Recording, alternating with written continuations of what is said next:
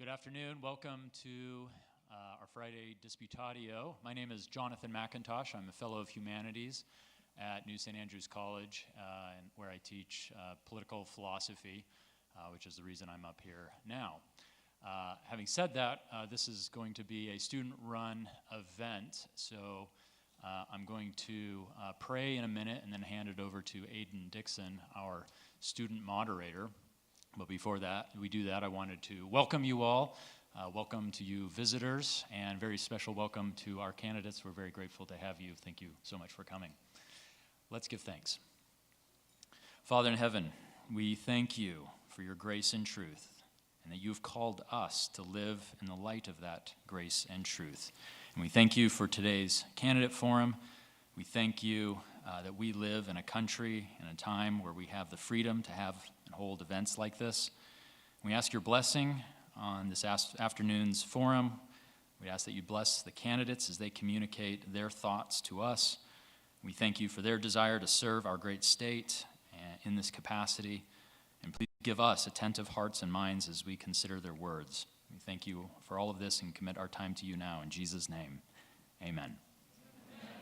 Aiden.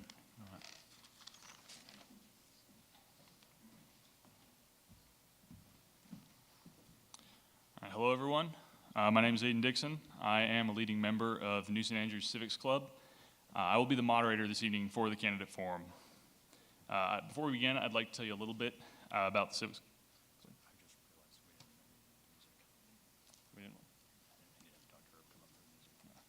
Apologies. We're going to have Dr. Erb come up here and lead us in a hymn first.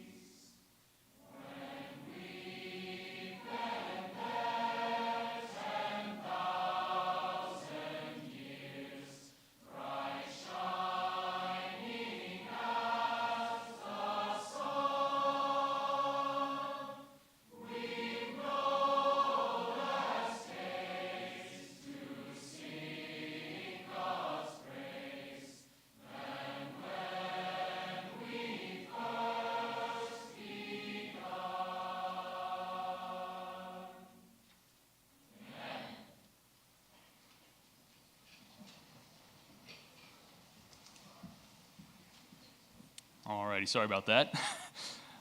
So before we begin this, though, I'd like to tell you a little bit about Civics Club, what we do. Serving as a segue between college life and civic life, New St. Andrews Civics Club operates under the college's mission to graduate leaders who shape culture, living faithfully under the lordship of Jesus Christ. Civics Club has two purposes: to understand our place as Christians in our communities and to understand the structure of how our local government works. We invert the typical model of civics instruction, beginning at the local level rather than the national, and we seek to use civics as a scaffold for carrying out the Great Commission, shining the light of Christ in the civic arena without much ado, regardless of campaign signs, regardless of strong party affiliation. NSA Civics Club would now like to welcome you all to the NSA 2022 Candidate Forum. The intention for this forum is to provide an opportunity for the candidates to describe their policies and beliefs to the voters, not to attack any candidates for their views. The invitation to the event was extended to all candidates from all parties running for senator in seats A and B in District 6, and we are thankful for those who agreed to attend.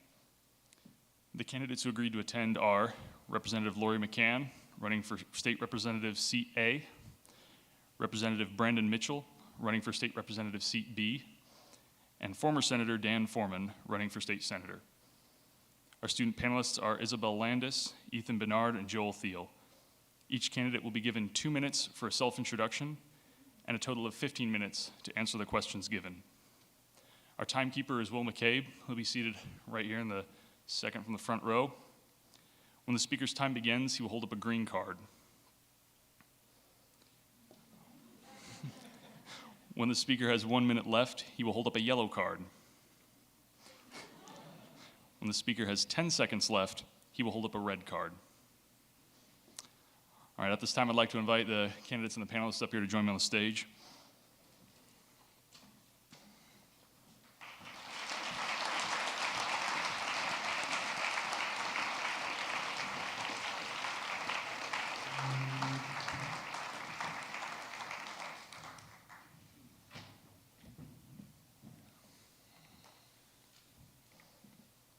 All right, and we're going to get started with the introductions. With that, I'd like to introduce our first candidate, Representative Lori McCann.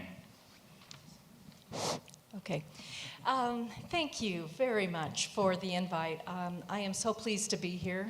Lori McCann. I am running again for Seat A for the House of Representatives. In 2021, I took the call from Governor Little one early morning on a Monday, and he asked me if I would honor him by serving. And I said, I certainly will, but it's my honor, sir, to serve the state. So what do I bring? I've lived in Nez Perce County in Lewiston for 50 years. And when I realized I was being redistricted, I kind of threw a 2-year-old tantrum and said, I'm losing all my people in Lewiston. But, and I've said this before, but I think God doesn't always give us what we want. He gives us what we need. And it has been a blessing to come to Latah County to be able to interact with the Central Committee here. Opened their arms to me, and I really appreciate it. Education is one of my first passions, and I taught at LCSC down the hill for almost 16 years and worked with young adults just like you all. It probably has given me the greatest gratitude of all of my 45-year career. So we'll chat a little bit more about that during the questions, but thank you again for having us. All right, thank you, Representative McCann. Let's give her a hand.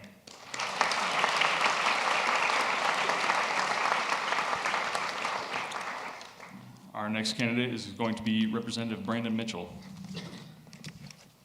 So I said we could sit, but I like to stand for this portion of it. So my name is Brandon Mitchell. I'm actually running for re-election. I've been the representative for the last 2 years in Boise. I've learned a lot. It's been an amazing run. A little bit about me. I grew up in poverty. I grew up with a broken home. Mom and dad divorced when I was about 2 years old. And we lived on food stamps and government assistance my whole life. And when I hit high school, I decided, you know what, I'm not going to do that. So I turned my life around and I actually ended up going to college and studied there for a couple of years at Weber State University. And then my career took off, and I started moving up the ladder so fast. And finally had the opportunity to buy my own store. So that's what brought me here to Moscow. In 2013, we bought the 2 Jiffy Lubes here, and we've since grown to 6 locations. It's one of the things that I bring to the table is I've got a lot of knowledge in business. I understand how business works. I understand how budgets work. And being able to, I've had to make payroll.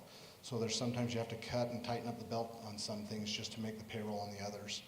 I have since went back to college. I've graduated from BYU, Idaho, so I actually just did that this year. So I'll be the first Mitchell that I can say that, so it's pretty awesome.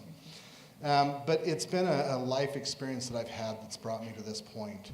There's several things that I'm passionate about. One of them is foster care.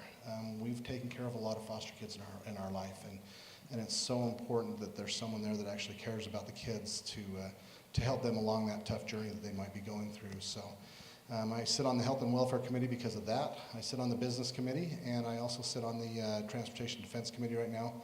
Probably going to be keeping those committees. I've looked at other options, but I think that's where I'm going to kind of stay. So I'm glad to be here. I appreciate everybody coming out, and thank you for hosting this event.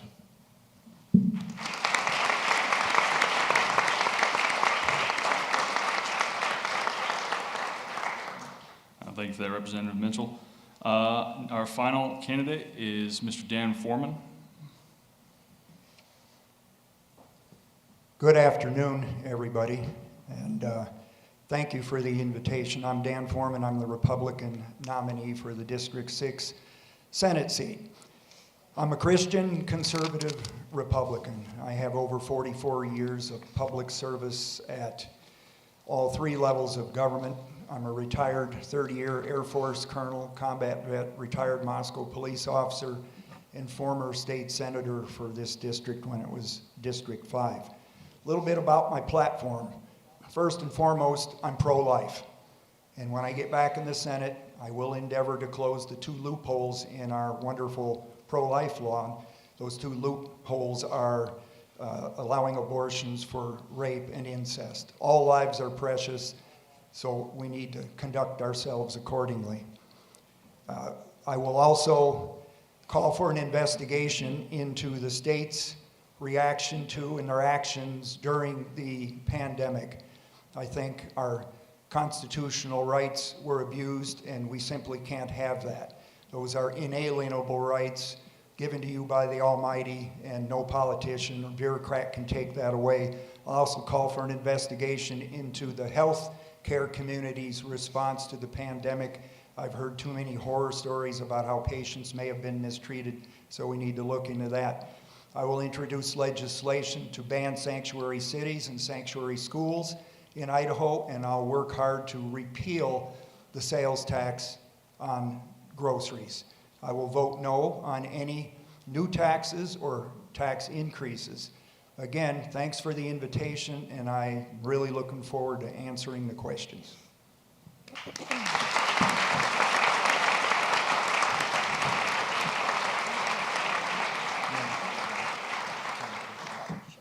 Thank you for that, Mr. Foreman. Now that we've gotten to know our candidates a little better, I'm going to be turning this over to Ethan Bernard, who will be questioning Representative McCann. Thank you, Mr. Dixon. Representative McCann, so online you've stated that as you have talked to people around the state, the number one issue that comes up is that of Idaho's property tax structure. What have you heard on the subject specifically from this district, and what actions would you seek to take on the issue of property taxes for this district? Thank you. What I've heard continually, taxes are too high. I'm elderly, I can't afford my taxes. I'm on a fixed income, and what am I to do to pay my taxes? I have 5 kids, and we can't afford it. So it's just over and over. I'm hearing this. And right now, as you probably are aware, we have a 3-tiered tax structure that I call the stool. So we pay property taxes, we pay income taxes, and we pay sales taxes. And right now, the side of our stool for property tax for the homeowners is skewed.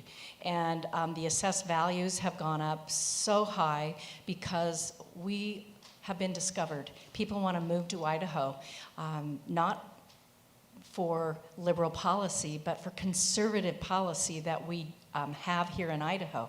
So what will I do to fix this problem? Well, first I have a plan with our county in Latah, Lewis, and Nez Perce County that I'm going to sit down with our treasurers, our assessors, all the stakeholders on our local level. I've reached out to them. We're going to wait till after the election and then sit down, and they are more of an expert in this issue. So they deal with it, they live it, they breathe it. So we're going to talk about what are possible solutions.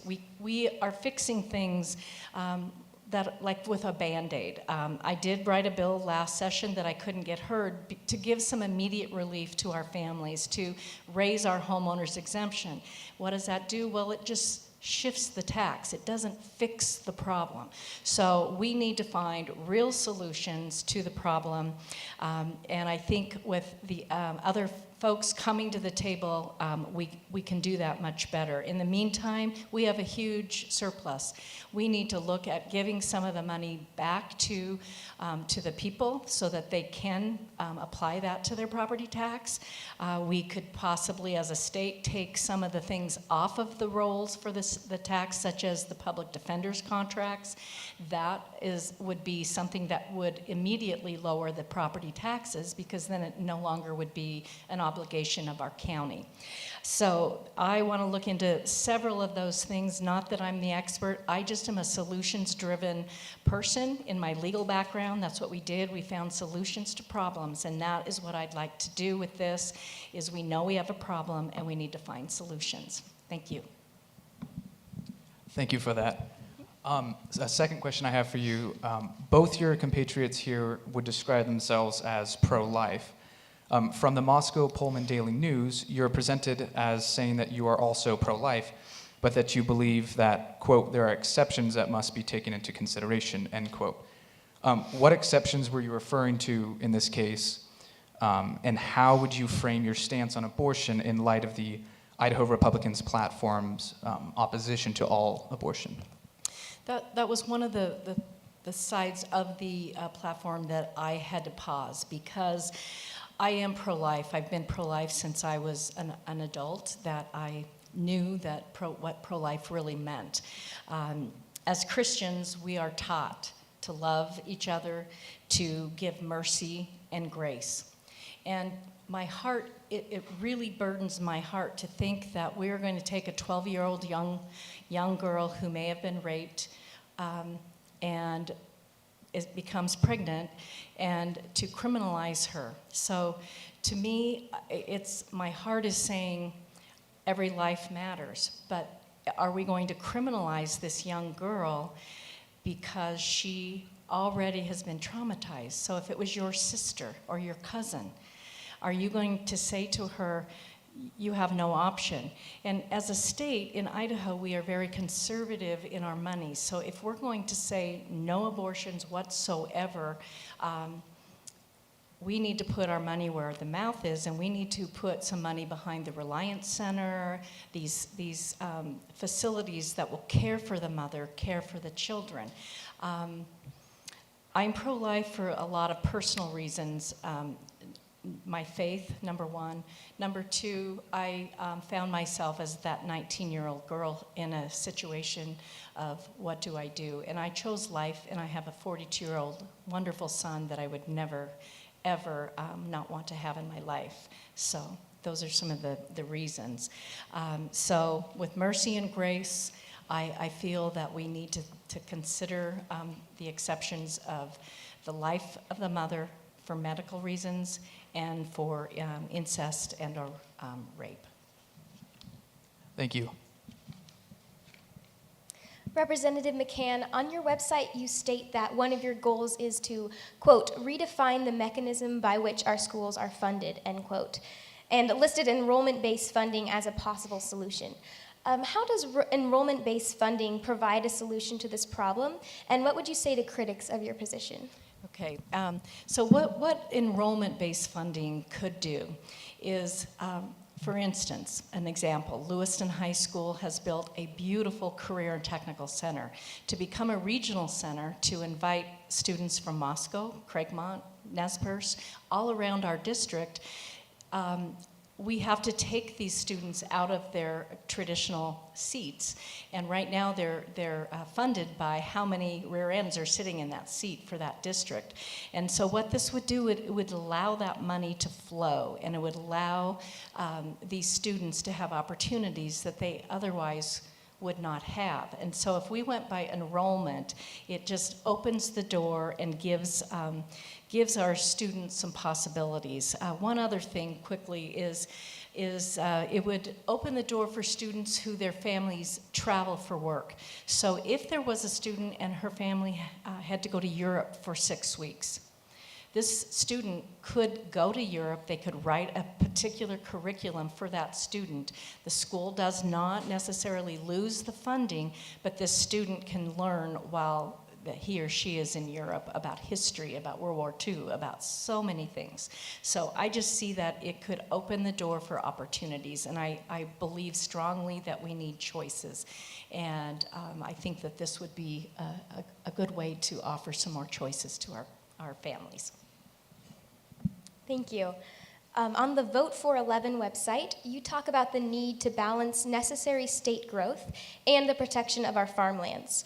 In your opinion, what are the key elements for consideration in this balance, and what legislation would you support in order to maintain it? Thank you. Some of the key elements obviously have to be in your communities and the community's plan for growth and where do you want your growth to go. And one just has to drive on the freeway from Boise to Council and see the extreme growth that has happened down there and the farm ground that is now put into subdivisions. And I worry about that. I am in agriculture. My husband and I farm and ranch. We have a cattle ranch. And so if we get rid of these farm ground and this ag land, what is that going to do to the economy in Idaho? Is going to change the whole picture of who we are in Idaho. So we have well over 200 commodities that come out of the state, and we need to protect that. And so some of the things, Governor Little recently signed and with the land board to purchase some property, and they put it into the conservatory bank of property. And maybe we need to look at legislation that would allow us to do more of that within our own counties, within our districts. It's going to take some work. It's going to take some looking and being able to look outside the box, so to speak, because it's not a traditional thing that we do. But I think it's something we all need to be concerned about and pay attention to. Thank you. Representative McCann, on your campaign website, you say that you will continue to support policies that encourage and support a better business climate in Idaho. In your first term in office, what actions did you take to improve the business climate, and how do you plan to continue the goal if reelected? Economic growth is a must for our state to continue moving forward. As you folks know, we are the fastest growing state in the nation, and the growth could be it's a positive and it's a negative, and we have to figure out how we're going to bring new businesses, manufacturing, different types of businesses into Idaho, into Moscow. We see what's happening here with SEL on the outskirts of town, and that is so important to the vitality of your economy right here in Moscow and in Latah County. So we passed this last session some great legislation. We lowered the tax rate from 6.5 to 6, and then in a special session we were able to lower it again to a 5.8% flat tax.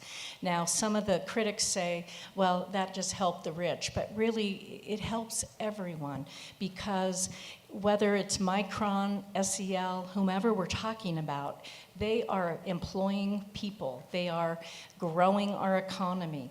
And so to have a flat tax is basically saying, okay, what you spend and what you make, you're going to be taxed on. And so I was very happy to see that, because for a business climate, we have got to have good business policy to encourage new businesses to come to our state and to retain the businesses that we have.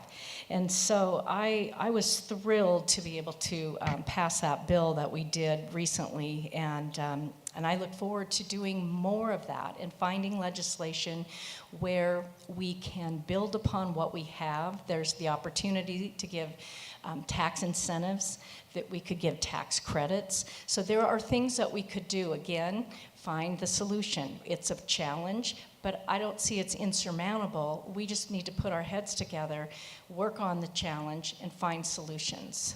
Thank you. Thank you. You mentioned that you want to encourage parents to participate in Idaho's public education arena. What does it look like for parents to more actively participate in that arena, and what would be your goal in encouraging this sort of thing? Thank you. So as we know, public education has some challenges, again, and we face that every day, and teachers are kind of been on the side that they are being slammed, and I feel bad for that. They work very hard. But I really think we've lost a component that the family needs to be more engaged. So how do we do that? It's a public setting. We can't force them. But I think that there are ways to encourage more activity from our parents, from our grandparents, our aunts, uncles, the business community. I am part of one of my outside the politic area is I sit on the Idaho Business for Education Board of Directors. That group is extremely interested in helping bridge the gaps between business and education. And one of the things we did was we've launched kind of a program to get grandparents to go to school and read to the kids. I think that that component to get of having parents and families in the classroom would help the environment substantially. So I would just there's nothing we can do to force, but I think working with Debbie Critchfield, who in my opinion will be our next superintendent of public instruction, she and I have sat down and had conversations about this. She too agrees that the family needs to be, additional, I guess, contact with the family in the school setting. So you all probably have come from situations where you had a family there. Some maybe not, but there's a lot of lost kids in the public education system, and I think this could help. That's all the questions we have. Thank you very much.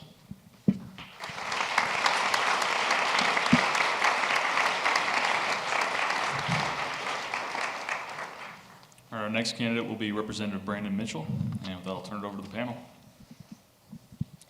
Representative Mitchell, the issue of property tax is listed as a priority of yours. On your website, you state that, quote, "I will work with state and local officials on property tax solutions," unquote. Which specific challenges do you see needing to be addressed in this district, and what solutions would you offer? Thank you for the question. Property taxes is one of those tough things that you got to deal with, because at the state level, we don't collect the property tax. We don't spend the property tax. It's all done at a local level with your counties and your cities. What we do is we actually offer solutions as far as laws that we put in place to protect the citizens from too high of property taxes. Every time we seem to bring a bill in, we get a lot of pushback because it's pitting the citizens against the counties. And so trying to find that happy medium is important. There's been some talk about, Representative McCann actually talked about the homeowner's exemption. The struggle with that one that I see is that it does take the burden off the homeowners and puts it on the renters. And so we can't do something like that. I mean, it's a minor fix that you can do, but it doesn't really have a long-term solution. A couple of things that we've looked at a couple of other states. I've actually been sitting with a couple of other legislators throughout the summer trying to figure out the best way to do this, and we brought in some tax professionals because I think that's the important thing, is to be able to discuss it with people that understand it much better than we do. And so we've looked at different states. You've got California's got a Prop 13 in there. We've looked at it. There's some problems with it. We got to look and see, can we implement it here in Idaho, where we can actually make it an Idaho law and fix the issues that they may have. We've looked at Utah. Utah's got a pretty good law on their books as well. But again, there's little issues that are there that we need to try and correct. So I think that's one of the biggest things we need to do. One thing, and I've already talked to the current Speaker of the House, who is hopefully going to be our next Lieutenant Governor, and I've talked to who we think is going to be the next Speaker of the House, a couple of those, and we talked about possibly doing a comprehensive state property tax policy study. How will this law affect the people? How will it affect those that are renters? How will it affect the homeowners? And how do we actually bring the property taxes down? Because truthfully, our property taxes are raising at a much faster pace than they are in California. We're not as high as they are yet, but they're raising much faster. And so that's where we got to figure out is how do we slow that down. Dealing with counties, we got to sit down and help them figure out where they can tighten up the budgets. Where can we cut back on some things that we don't need? And that's kind of what I like to do, is look at budgets as a business owner and see where can we cut a little bit here. Do we really need this program, or do we really need that program? And that will help bring property tax prices down as well. Thank you, Representative. Also on your website, you state that, quote, protecting life is a priority, end quote, in the outline of your pro-life position, and practically you've taken steps in your own life to demonstrate that.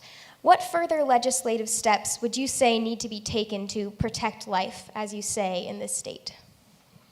So that's a good question. We had 2 trigger laws that are in place. We have one that's in place for when Roe v. Wade was overturned, and that's currently the law.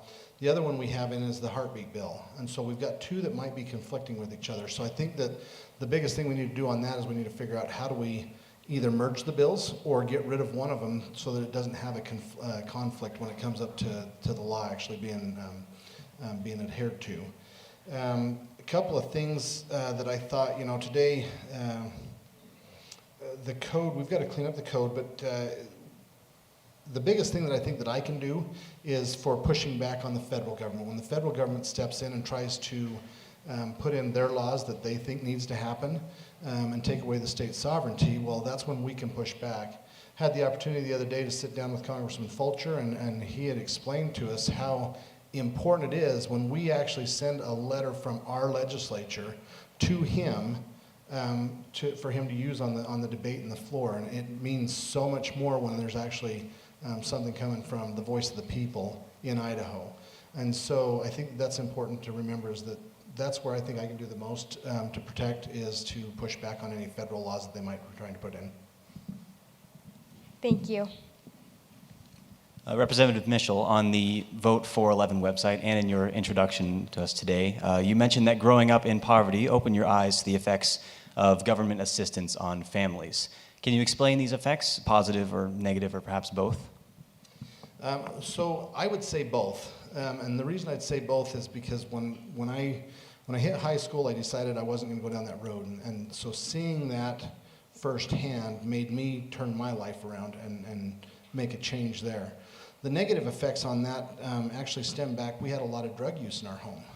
Mom and Dad had a lot they had drug addictions.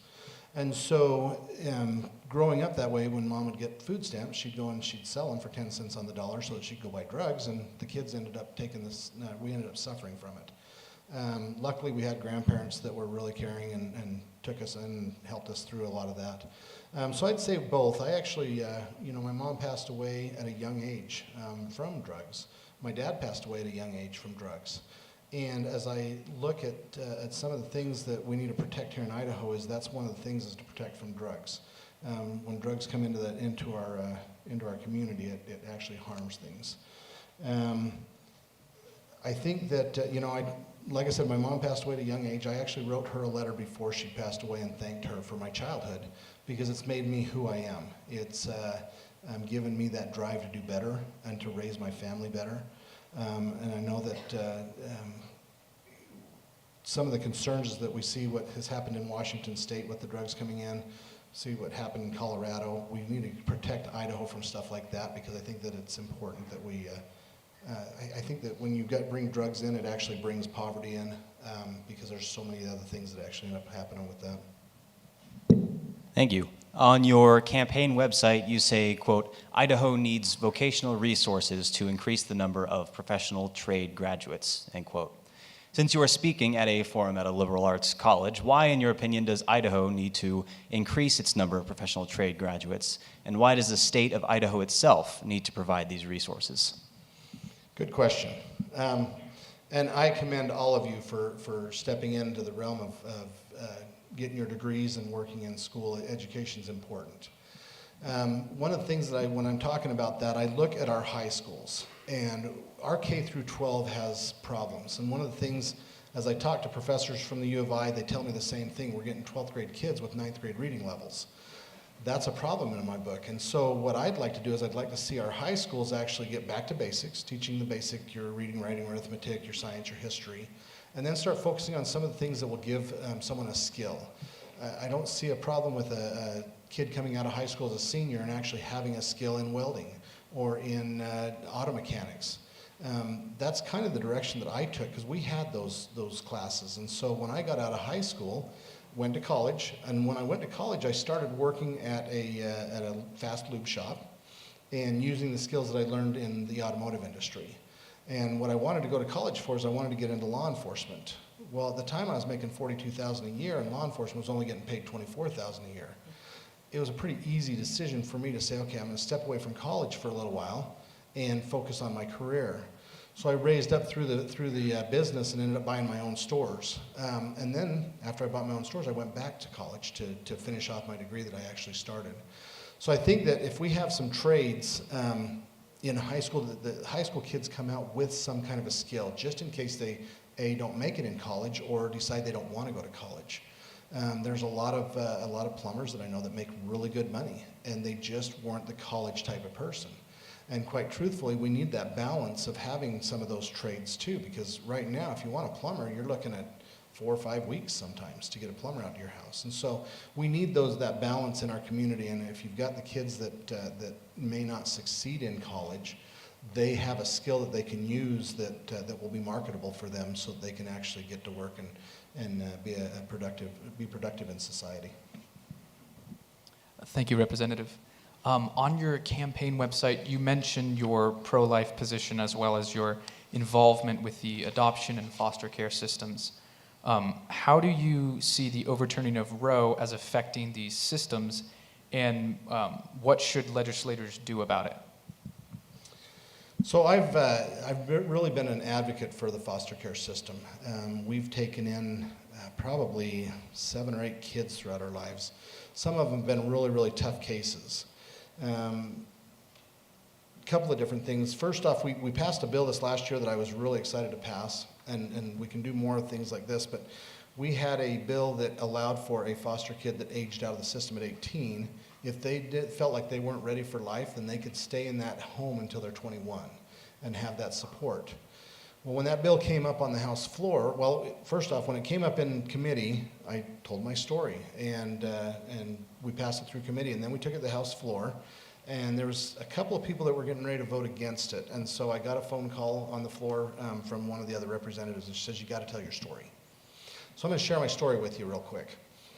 We had a young girl that came into our home when she was about 9 years old, and she had her whole family, all 3 of the kids ended up going into foster care. Well, the one that came into our home, she lived with us for, 2 or 3 years, and then she messed up at school. And they says, well, wait a minute, we're going to take you out of the home for a little while as a corrective action or whatever. They says, if you do this, then we'll let you go back. Well, she accomplished those. And they says, well, we decided not to. So they put her into a different home that was not the best home for her to be in. And so she aged out of the system at 18, and her first phone call was, Mom, Dad, I want to come home. So we said, absolutely, come home. So we brought her back to our house, got her on the right track. She has now she serves in the military, works on helicopters. She's been over to Iraq once, or Afghanistan, one of the two, she went over there. She has got her nursing degree now. She has actually got accepted to go and speak at Yale on foster care stuff. And so she's really made a life for herself, and she's brought us a little granddaughter, so we've got a little granddaughter from her. Well, now let's flip gears here a little bit, and her sister, who didn't have that to grab onto when she aged out of the system, ended up moving to Las Vegas and is doing things that we don't want to mention. And so to see that difference, it was so exciting for me to be able to see a policy that would help kids in their life when they age out of the foster care system. Another issue that I've seen in the past is that I think that sometimes we have too many foster families that get into it for the wrong reason. I've seen families that have taken on 5, 6, 7 kids because they're getting $800 a month or something like that for the kids. And so when they get into it for the wrong reason, it doesn't help the children out. Like I said, we were a therapeutic foster home, and they brought us a couple of kids that the boy was 4 years old, couldn't speak, didn't know how to go to the bathroom, just laid there on the floor in the fetal position, and his CASA said that's what he's going to do. Just make sure he's fed, make sure his diaper's changed. And 2 weeks later, they called us up and they said, well, how are they doing? I said, oh, he's out playing with my son, he's having a good time. And she dropped everything and came to our house that day and sat on our couch crying and said, what did you do? I said, you just got to love them. You just got to make sure they know that they can trust you. And that was the whole difference. And so creating policy, looking for the right families to do that, I think is the biggest key to our foster system, is making sure that we're, like I said, getting the right people that can do that. Thank you for that. Our last question is the Equality Education Act, also known as Proposition 1, utilizes an Idaho state budget surplus for the purpose of increasing funding for students and education. Many people think that that's still on the ballot, subject to input from Idaho citizens. Can you explain to us why that is not on the ballot? Okay, so it was House Bill 1. There was a lot of things that we were trying to do with House Bill 1. First off, the governor called us into a special session because he felt like the money that has been saved by this legislature should be the responsibility of this legislature to put it where it needed to be. So we passed the tax rebate, we passed the tax cut and made it a flat tax across the board, and then we put $410 million into education. But we didn't want to say where that had to go. So the education money that we put in there, we wanted the next legislature to come in. They can make their decision on how they want to spend it. Do they want to spend it on school choice? Do they want to spend it on buildings? Do they want to spend it on teacher salary, whatever the case may be. And so it's not on the ballot because we've passed that bill. What's on the ballot is, do you approve of what we did or not? And I think the reason that's important to remember is because it's on the ballot for that, you're telling your legislature now, we want you to do something different. And so it gives the next legislature that steps in there more of an understanding, wait a minute, we need to be listening. What do the people really want us to do with that if it doesn't pass? If it does pass, it's saying that, yeah, we approve of what you did. We're glad that you took that step. Now let's make sure that we do it the right way. Thank you, Representative, for all your time. Thank you.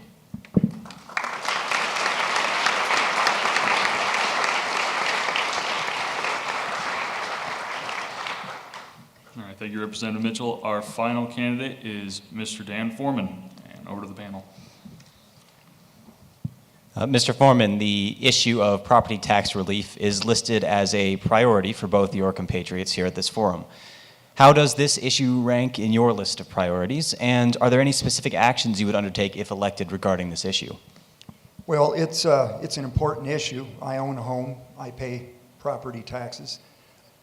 But I can tell you it's going to take backseat to my pro-life work, and it's going to take a little backseat to my investigation or the investigation I'm going to call for as to the state's actions during the pandemic and the medical aspects of that as well. But it is important. And the first step when we talk taxation, and it's one we always miss in government, we have to look for a way to shrink the size and cost of government. Taxes are the bill we get to pay the cost of running our government. If we don't know what size government we really need, or if we have an oversized government, we get an oversized bill, which means your taxes are higher than they should be. So the first step is to have the proper size and shape and cost of government. Easier said than done, but we need to keep that in mind and work towards that goal. I think we should eliminate the tax on property. Because essentially, if you're a homeowner and you're taxed on it every year, you never really own your own home. If you fail to pay your taxes, you could, and eventually would, lose the ownership in your home. This is really unfair to the elderly, people on a fixed income, retired folks, people who don't make a lot of money. It puts a financial burden on them, and I think we should do away with that. And I'll go on further to say that I don't think taxation should be based on wealth. I think that's really cruel, and that's a disincentive.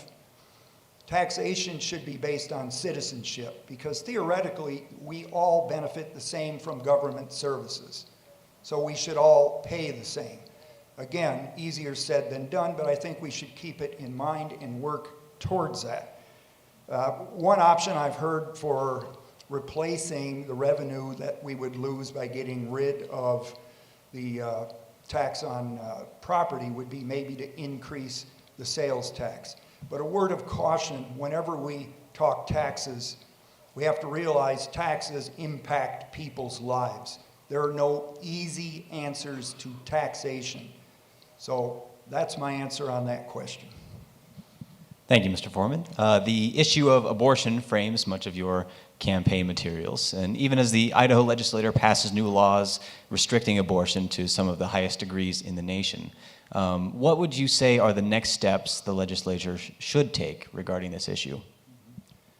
Well, this is my key issue and my platform for a lot of reasons.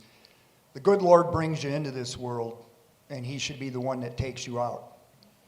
All lives are precious, every single one.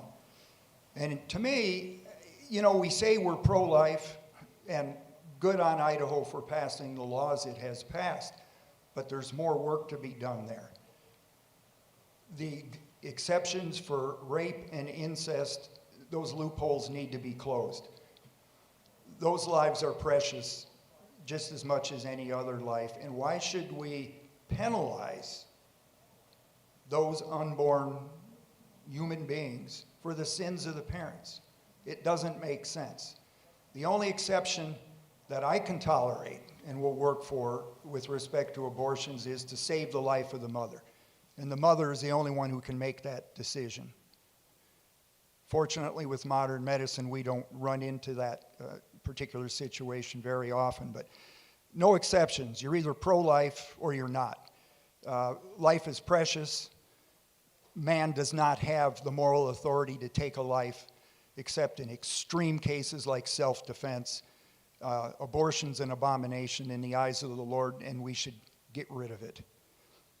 That's where I stand on that one. Thank you. Mr. Foreman, this year's ballot features an Idaho constitutional amendment. This amendment is basically allows legislative, this is for you guys, this basically allows the legislative branch to call itself into session. So with this amendment, Mr. Foreman, in mind, what would you recommend for our legislative's action in dealing with the effects of the pandemic now that it has subsided? Well, I support SJR 102. The intent of Idaho Code, and it's easy to divine the intent, is that in a state of extreme emergency, and Idaho Code calls a pandemic an extreme emergency. It's right there in our state laws. The intent of the legislature is that your elected officials represent you throughout that emergency, that they be called back into session to do the people's work, especially during a time of emergency. That didn't happen. The governor controlled that state of emergency. He controlled the narrative on it. That was wrong. That cut you, the people, out of the loop by cutting your legislature out of the loop. Then when the legislature was finally called back into session by the governor, he controlled the narrative, which is against Idaho Constitution. He's allowed to pick the general subject matter, which was the pandemic. That's a subject matter for debate by the legislature, but the legislature was free to pick individual topics as long as they were germane to the original subject. Well, none of that ever happened. You know, this is all after the fact now. The pandemic has been declared to be gone, I guess, depending on who you listen to. So what can the legislature do to deal with that pandemic? Not much. They have the authority by Idaho Code to terminate an emergency at any time using a concurrent resolution.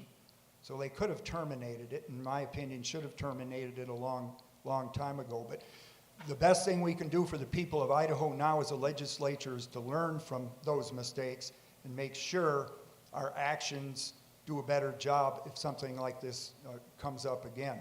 So I'm for SJR 102 because that would bring the representatives of the people into the equation during an emergency. That should have already happened, and it didn't. Your government let you down. Thank you very much for that. You mentioned on the Idaho Republican website that you want to eliminate Idaho grocery sales tax, and also how this hurts the middle and lower class citizens. If this is eliminated, how would you anticipate the elimination of this tax to affect existing governmental services, including other taxes?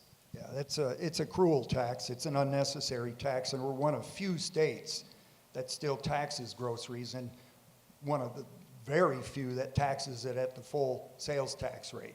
It's time for it to go. Idaho brings in roughly $240 million through taxing groceries and food. We have almost a $2 billion budget deficit. We could eliminate the sales tax on groceries, and I don't believe it would have any negative impact on the state providing services to the people. The legislature has tried to get the sales tax repealed in the past, and the governor rejected it at the time. But I think the time is right, and I think we'll be successful in getting it repealed, and I will certainly support that. Thank you. Mr. Foreman, you state on the Idaho Republican website that you want to hold accountable those who may have violated the Constitution during the pandemic. In what areas do you think the Constitution might have been violated, and what solutions would you propose for holding these individuals accountable? Your constitutional rights, the Bill of Rights, are God-given rights. They didn't come from any man or woman, any legislator, any governor. They're inalienable, which means no one can take them away from you. No one. Well, during the pandemic, some of your constitutional rights were taken away by your state government. That's a shame. That shouldn't happen in Idaho. It shouldn't happen anywhere in America, but it did happen. For instance, freedom of assembly. We were told, stay home. You can't assemble in public. It's against the law. You could be arrested. Sound familiar? It should. That one really hit home to me, because I wore that uniform for a lot of years. Freedom of religion. They closed your churches. They actually made it illegal for a time for you to go and worship your Creator in whatever house of worship you choose. That should never happen in the United States of America. It's a disgrace. What should have happened is our government should have made you aware of all the information they had with respect to the pandemic and let you, the people, decide how to conduct yourselves, how to take precautions. But that didn't happen. God-given rights can't be taken away, and I'm going to call for an investigation as to how that happened, why it happened, and if the people can be identified as to who violated our constitutional rights, they need to be held accountable, not out of vindictiveness, but out of concern for Idaho moving into a secure future. Well, this will never happen again. Also, on the medical side of things, I'm sure we've all heard the stories of how patients may have been mistreated. Things were done in the healthcare world that shouldn't have been done. Federal money was brought in, created a huge conflict of interest. I will introduce the Idaho Medical Freedom Act that will ban the federal government from coming here and spreading money around and influencing the medical decisions that you and your doctors should make. Yeah, it's time for that. It's unacceptable what happened. We need to look into it. Ready for the next one. Thank you, Mr. Foreman. You, of course, have previously served as a state senator, have taken a step away, and are now running for the position again. What motivated you to seek to serve as senator again? This is my home. I've worn a blue uniform for 42 years of my life. I'm nobody special, but I put my life on the line for this country to defend my constitutional rights, my family's rights, and your rights. I've lived all over the United States, and I chose to live in Idaho because Idaho has what I want: freedom, common sense, respect for the Constitution, and I'm not going to move again. This is my home, and I don't like what just happened over the last 2 years. I don't like the immorality, the secular humanism, the moral relativism that has crept into our government consciousness. It's time for people of good faith, for people of patriotism to stand up and do whatever they can within their spheres of influence to try to preserve the gift the Almighty has given us called the state of Idaho in the United States of America. I'm not a liberal, I'm not a rhino, I'm not a politician, I don't even like politics, but I am a patriot. And the reason I don't like politics is because in that environment, it's like swimming with sharks. They promise you one thing, they say they'll do one thing, and they quite often do another. I will never do that to you. You might disagree with me all day long. That's fine, that's your right. But I will tell you the truth. I will tell you what I'm thinking, and I will do every single thing that I've listed to do. That's why I'm running, because I want to try to change some of these things which aren't so bad for me. I'm getting to be an old man. But they're going to be very bad for you young people. You're probably not old enough to realize the gift that you've been given in the form of the United States and the Bill of Rights. No one else has that, and you're losing it fast. And I'm here to go to your Senate to put a stop to that loss. Thank you for your time, Mr. Foreman.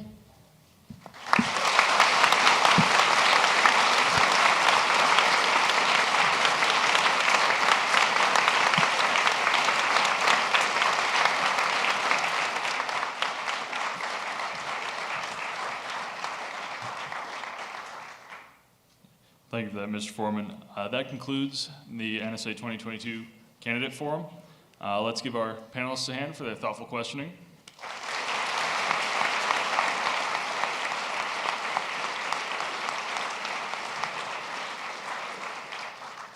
And let's thank all the candidates one more time for giving us their time this afternoon.